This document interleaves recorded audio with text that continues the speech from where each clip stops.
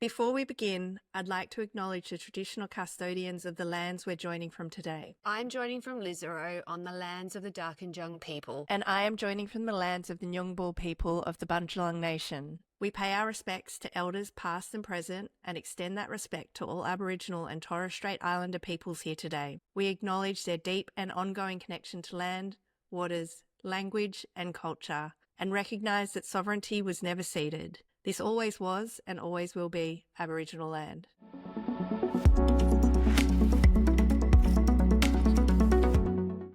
Welcome back to Femmebot. Today we are joined by Dr. Arwen Griffioen, the head of AI at Hatch, a platform rethinking how hiring works for Gen Z. Arwen has a PhD in machine learning, has led data science teams at Zendesk, and now she's shaping how Hatch uses AI to make hiring fairer and smarter. What we love is that she's not just focused on the tech side, she's focused on people, opportunity, and real-world impact. Welcome, Arwen. Welcome to Femmebot.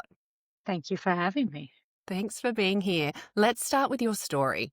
We ask this to everyone because it's always interesting to get their journey into tech. How did you get into tech and into AI? Really, it was the financial aspects of it. So I am originally from the US and I have a great deal of familial loyalty and care in my family. It is sort of the norm that you take care of your elders and you support your family. So when I looked at how I could do that as an adult, going into programming at the time was like sort of a guaranteed route to financial independence and ability to pay off student loans, with education being so expensive there. When I completed my undergraduate studies in computer science, I was convinced that I was not competent enough to get a job as a programmer when I compared myself with my predominantly male colleagues. And so naturally, the only response to that would be to get a PhD because naturally. However, this is where I ran into my real contrarianism, which was when I started talking about getting a PhD in computer science, the assumption was that I would go into human computer interaction because that's what women do. And that's where they're expected to really focus, is on that more human emotional side. And that kind of pissed me off. And I really enjoyed maths. And so I decided I'd do machine learning for my PhD. It was something that I could take anywhere and apply to any data. And so it felt very flexible and very applicable. And it was also a little bit of a middle finger to the establishment that had decided already what I should be focusing on. Yeah, I love that. And did you, when you started doing machine learning, were you like, oh yeah, this is where I want to be? Yeah, I really loved it. It was very challenging. I've always liked math and logic and thinking through things. And so it was a really good fit that way. I had a fantastic professor supporting me, who gave me lots of different opportunities, of different projects to apply machine learning to. And I just found it kind of magical that I could take this data, I could build these pretty complex mathematical formula around it, and then I could make predictions on the outcomes, and I could make people's lives easier, or I could make something better. So even in that early stage, you were focused on that end user? I was focused on using it to do something positive, whether the end user was people, or I actually did my PhD focused on ecological data, so more of an environmental impact. It was definitely always, can I improve something with this? Arwen, for people, because we've got a range of different kind of listeners, would you be able to just explain what machine learning is for our listeners that don't necessarily understand it? Yeah. At its core, machine learning is mathematical guessing. So what it does is it looks at large amounts of data and attempts to find a pattern within that data that will allow it to build a mathematical formula, which then it can apply to new data and guess the outcome. So it may be with generative AI that we're seeing now, that's primarily trained on lots and lots of text data. So what we do is we just feed that data through an algorithm, and it starts to learn patterns in the way that words are put together, in the way that concepts are put together. And so then it learns to produce those. And what's the impact of machine learning on the world necessarily? That is a huge question that we could probably absorb Have a whole the nother whole episode on. session. Look, ML is everywhere now. So there is, of course, Gen AI is taking over the world and everybody is using it there. But even before there, machine learning was in how we got recommendations for movies and television shows and shopping. It's how ads get targeted. Legal systems were using it for recidivism prediction. So is somebody going to recommit a crime? For medical diagnostics? Like, it really is everywhere. And even things we accept as like normal and standard. The auto predict in your phone that corrects your spelling, that's ML. And so what eventually brought you over to Hatch, and can you talk to us about what Hatch is as well? Yeah. So I started my career at Zendesk, and then I went to Zendesk is a customer service platform. But then I joined a company called Culture Amp, which is about employee engagement and sort of performance. I was pretty happy there. But Adam, who is one of the founders of Hatch, reached out to me and said, "Hey, we want to build a better way for people to find jobs and for hiring managers to find employees. And we'd really like to bring AI to this to make it easier and to help people present their whole selves, not just this like sanitized resume version. Do you want to come help us do that?" At that point in my career, I was sort of at the point in my career and my life stage where if I was going to take a bet on a startup, which I hadn't done, I needed to do it now. And so that's why I decided to go ahead and make the jump over to Hatch and see how the whole startup world worked. And how does that's, I mean, for us coming into this, it was super interesting because we often have ideas, you know, oh, wouldn't it be great to do this and if this app existed? But obviously creating a startup is not easy. And it was obviously a risk for you to make the move. But what was it about Hatch that made you think this has got traction? And also more generally, what does a startup need to have to make it successful? A tech startup.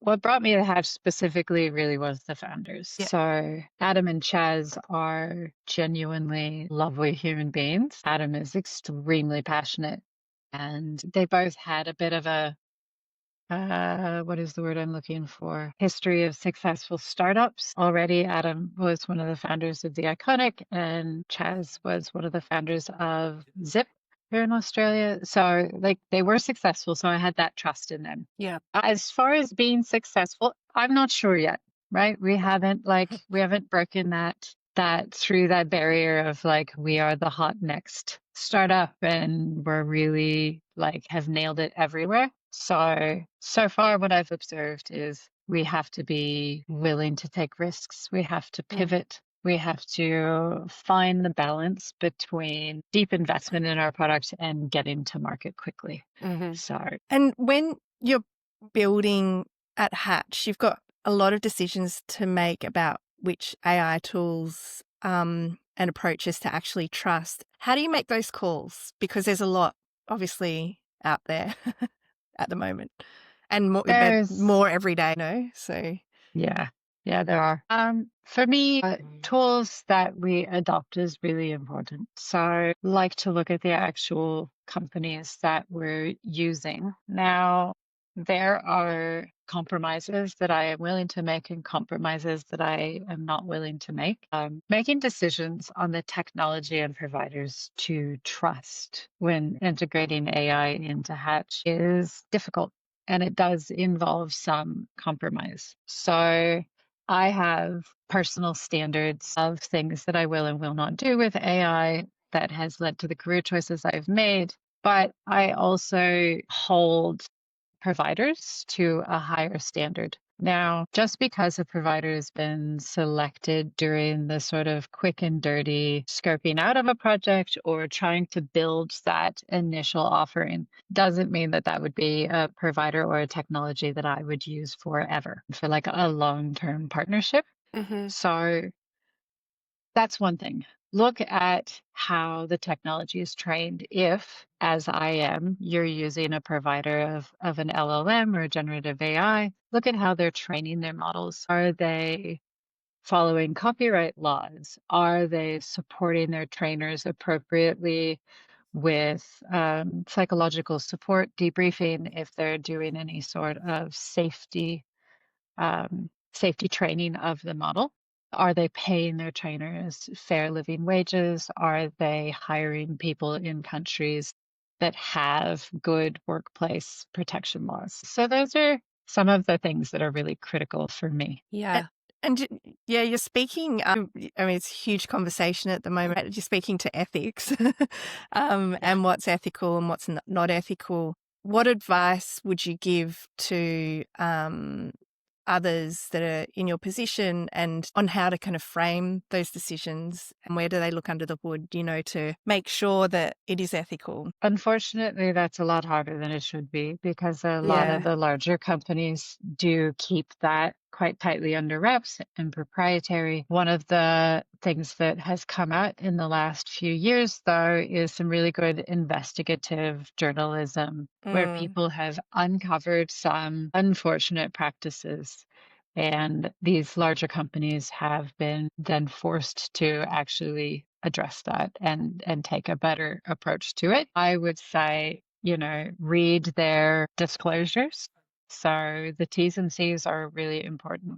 I know people don't read them, but give it a go. Ask for their data and their training policies. Ask providers if they are providing psychological support, good workplace practices, what countries they're hiring in. Really, at the end of the day, it comes down to you and your company's ethical standards, right? Of what you're comfortable with or not. It's like, I mean, this just feels crazy. It's like fast fashion. Back in the day, everyone was buying, fast fashion and not thinking about the chain of supply. And it's taken a long time for us to even question where our clothes are made, and how they're made and who's making them and are they being paid. Is it going to be like that with AI and in this new world? And even the resources we sort of hear about, the amount of water, for example, that it takes to use when you're using ChatGPT, and it's all like, but no one really thinks about it. We're all still using it. Whose responsibility is it, do you think? And like, is it ours, the user? And obviously you're thinking about it as a creator and you've got suppliers. Yeah. Do we all need to be thinking? Is it company or government as well? Yeah. Where does the onus This is fall? heavy. Yeah. We're going heavy here. Have you had a coffee yet? Sorry, Arwen. No, good. Look, the answer to that is how optimistic and hopeful do you want me to be, right? Like in a perfect world where everybody is a good human being and capitalism is not the driving motivation for everything they're doing, then it is the original developers of the model's responsibility to make sure that they are treating people well, that they are consuming content ethically, that they are optimizing for environmental impact, right? The reality is, though, that they're getting paid a lot of money to produce these things. And the cheaper they can do it, the larger their profit margin is. So at the end of the day, it is the responsibility of our legislative bodies around the world and of the consumers to vote with their money and vote with their usage. Yeah, good answer. 100%. We're going to flip it a little bit because otherwise it'll get depressing. You're designing a product for Gen Z ultimately. We've also worked in that space a lot with content. And I found that the older I've gotten, it has been more challenging to connect with Gen Z because I am not it. How do you design and create a product for that demo? Yeah, that is a great question. I am not a Gen Z. You could be. The, Thank the you. ring light is. Yes, thank you, thank you. No, so the great thing is I am quite generationally literate. So there is a large age gap between myself and my husband. So like I cover my generation, a previous generation. I have a 14-year-old son, so I get Oh, exposed to all of the, Helpful.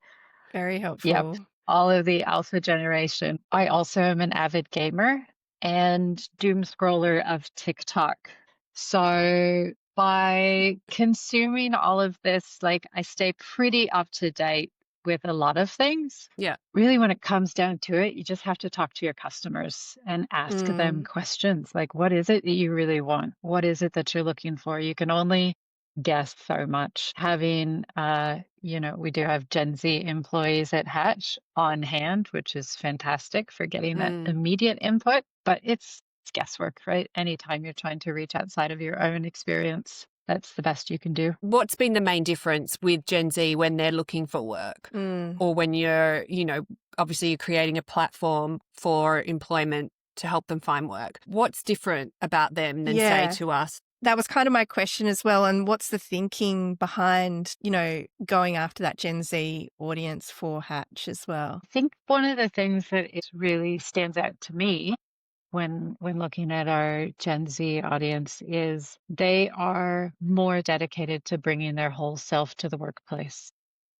which is Interesting. something that Yeah. I really appreciate as well. Like it has a trickle on effect to those of us who are a little bit older as well, but there's less willingness to maybe toe the old school corporate line, right? Like they want the corporate jobs, but they're not committed to that ladder climbing, linear, stay with one company for a long time. And they're expecting that companies are going to offer as much to them as they offer to a company. And so that really employment is a two-way transaction. That's so true. They're not people pleasers like we were. Mm. I feel like that's still a massive part of me, and it comes from that early experience in the job world. Yeah. And And getting a also, job. Yeah.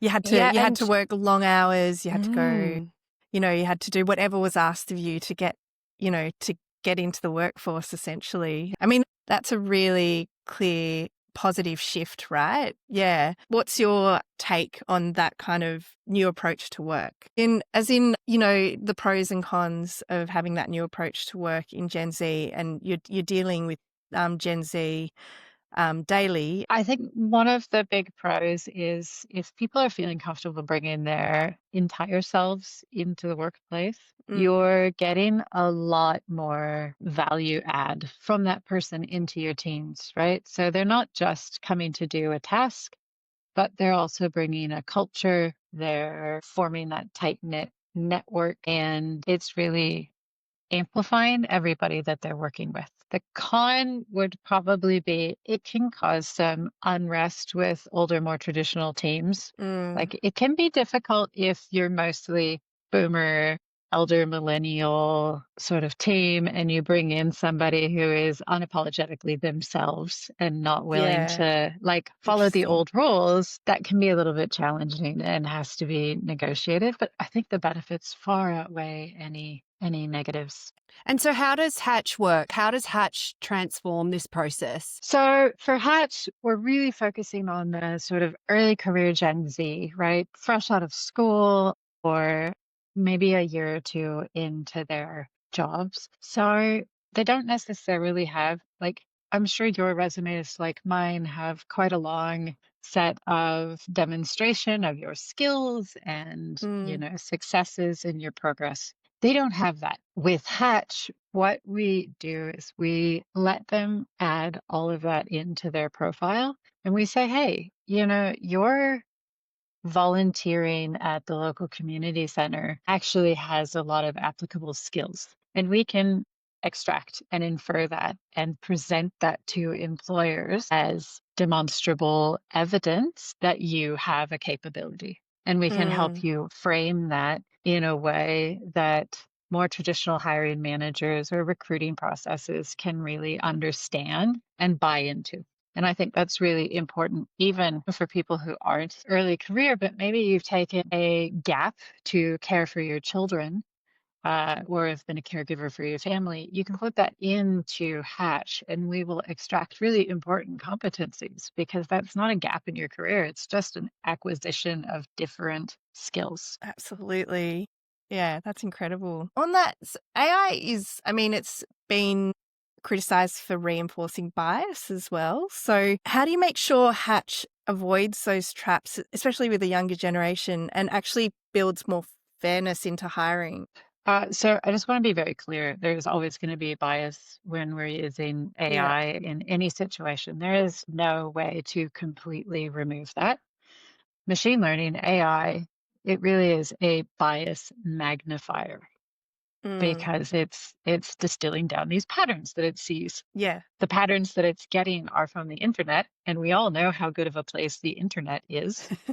And so those are very hard baked into the newer models. In general, the way that you address negative, harmful, or unwanted bias, as opposed to enhancing positive biases that you would desire to amplify, you want to make sure that the model is not given any obvious or latent signals. So a latent Mm, signal would be a signal that's not directly measured. And then there's obvious signals, which are blatant. And then there are sort of like okay. replacements for things. Yeah. So, for example, an obvious signal would be having a gender in a Yeah. model for predicting a job. Replacement signal for that might be a name. So, including names, for example, in our models for predicting or for recommending candidates is something Mm, we don't do because names are a placeholder for gender, for ethnicity, yeah. can be socioeconomic background, and these are all biases we don't want to amplify. Yeah. And So we will, yeah. yeah, so we Inconsequential. explicitly Yeah. remove them. Yeah. Okay. And so that's basically what you do is you make sure that you think very deeply about the biases that you want to make sure are not getting included. You block the model from being able to see any of that. And then you do post analysis to make sure that there aren't other signals that it's seen that it's able to work out. And you would see that by, like, if we're not predicting a representative distribution over gender, for example, right? Male and female is 50-50. If in our database of candidates 60-40, we would assume that most recommendations of people to jobs would be about 60-40. How does that work with non-binary? So it's all changing, and how does that impact? So the nice thing is if we're removing these gender signals, then we're removing the gender signals, right? So Yeah, then completely. we're trying to get Yeah. rid of them completely. Great. Yeah. And so the other thing is we don't require that anybody disclose their gender to Hatch. It's an optional thing, and we just don't ingest it. It's there for sort of demographic reporting, but it's Mm. not something that ever enters the awareness of any of our AI. So what are the things that you do ingest then? So as a user, if you're setting up your Hatch profile, you know, it's a little bit like a LinkedIn profile. It's just a little Mm. bit more well-rounded. So the things that we're consuming from that are your job titles and any description that you provide us. Same with education or life experiences. We have a concept of prompts, which are ways for hiring managers to get to know you. And those are optional questions. You can select a question and provide a response to it. We'll ingest those. We don't ingest the actual dates of your experiences because that Mm. introduces age bias and gap bias. What we do is we Wow. convert that to a duration. So instead Mm. of saying, oh, you worked at job X from 2024 to 2025, we say, oh, you were at job X for 12 months. Got it. So I mean, something like Hatch could be really beneficial for an older mature women that have left the workforce, and so it could actually be really beneficial Yes, for older people that can't get back absolutely. into because because they're suffering from bias as well in Oh, right. hiring. Exactly. You've been Yeah, parenting, you've had time where you've yeah, been extended leave parenting, and Yeah. it's often quite difficult to get back in Yeah. because Or of you've that. changed career. Change career, Perhaps yeah. you have an extensive history, a work history, but you've recently changed career. Yeah. And so, there's the age bias involved in that as an older person whose early career. Yeah, or redundancies as well, Yeah. potentially. Yeah, things like that. Wow, that's so interesting. Yeah, so can anyone jump onto Hatch? Is it just Anyone? specific you have to be Gen Z, or because it No, feels like a very unbiased, no. across the board hiring system. Yeah. Anybody can jump into Hatch and use it.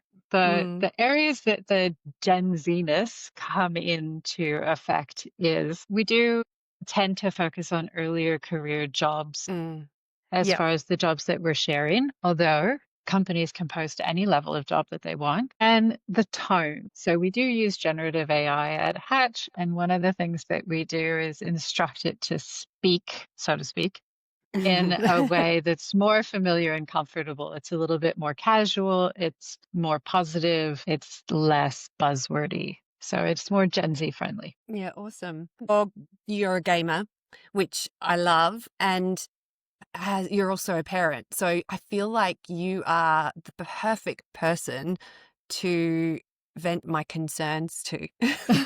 Um, I've got a son he's a little bit younger than yours. I've got 3 kids, but my son is 10 and he's neurodivergent. It really loves that world and is, it's a very much a social element of his life with his friends. But I have massive concerns around at his age group. They're obviously really obsessed with Roblox. What advice would you give around, something that he obviously find it's quite a great regulator for him emotionally, Yes. but obviously there's fears associated with him being online and in that environment. Block Roblox. I'm sorry. It's Really? it's yeah, Even on the absolutely. set, I've got it on the settings, like the tightest settings. If so, acknowledging that, especially with neurodivergency, sometimes just saying, no, this is not something you can do, isn't actually a feasible parenting technique, right? Play next to him. So Hmm. parallel play so that you're both there and you're able to observe the screen. Um, and one of the things that we've done in our family is we really put a lot of value in conversation on having a high trust relationship where, we have had a lot of conversations about what is and isn't appropriate, about why, for example, chatting, like live voice chatting is not acceptable for my son except with his real life friends. Yeah, But we've been very clear about why that is. yeah, And so, we have that very open conversation. And I think as much as you can frame it within the context that your children will understand, that that's a really good way of doing it, is just framing it as, hey, I'm not invading your privacy. I'm not trying to micromanage you. I just want to make sure that you're safe. And that's my yeah. job. That's great advice. I mean, I did take him off for a few months, but it was really crippling. And it sounds Yeah. dramatic, but it was crippling for him socially because they're all and I've got it set up so he only is speaking to his friends. Yep. I am micromanaging that part of it, but That's good. it's still scary. But I felt the impact of him not being on it were really hard. And if the Yeah, other parents aren't going to get on board, it's really difficult. It's a really real situation. It's like you really are it is. stuck. But yeah, well, It is. that's helpful. But so, yeah, you're saying it really is as bad as they make it seem. Roblox, Roblox specifically really is as bad Yeah. as news makes it. I would say find other games that they can play. Yeah. Like Minecraft. Minecraft is brilliant, cooperative, Mm, friends. You can host a private server relatively inexpensively, and keep it restricted just to their friends. That's quite a good way to do it. Other games, but really your best tool is going to be find some way that you can sit next to them while they're playing, just to see, because it's not just the chatting in Roblox, it's also the the environment, content. the Mm, content. Yeah. yeah. Thanks. That's helpful. If we fast forward 5, 10 years from now, how do you think AI is going to change the way that people find jobs? It's really already changing how people find jobs. Right now, we have a little bit of a volume war happening where ghosting is one of the biggest problems for job seekers right now. Yeah. There, which is not, you apply and you're not getting any feedback or response. So what they're doing is they're turning to AI to do mass volume applications, right? So if you're only going to get 1 in 10 people responding to your Just go out application, to thousands. then send out as many of them as you can. And Yeah. then recruiters are then responding by saying, we can't handle this volume of applications. We're going to throw AI at it. And now we've got 2 AIs assessing each other, and we've removed the human from the whole process, which is part of what Hatch is trying to address by making it more curated, making it more human and personal. 5 years from now, I think we're going to get to the point where we'll be able to either recognize that it's an AI, or more people will be turning to tools like Hatch, where they can be guaranteed that there is some amount of personal connection happening, and that the recommendations for people and jobs to come together are good and are leading to positive outcomes. That, this experience of having fewer jobs to apply for, but getting really good engagement, or fewer candidates applying to a job, but they're really good candidates, is going to be the path forward. Yes. Yeah. Yeah. And then my second question was, how do you think in the future AI is going to contribute to, the way that we define what a job is? Yeah. I'm going to be very positive, because there's definitely this sort of post-apocalyptic version of this. The positive version of this is AI is going to support us in being able to perform jobs at a higher efficiency, so that humanity perhaps is freed from being forced to work in order to survive, and we'll be able to work in order to thrive. So Love that. if a lot of these jobs are getting automated, or we can have an AI that does them just as well, what we want to make sure we don't have happen is we go, oh, okay, we can work harder now, or we can do other things more. Instead, like, how great would it be if you did 4 hours of work a day, and then the rest of the time was, for your family, for art, for culture, for environment, or self-improvement? Yeah, that would be amazing.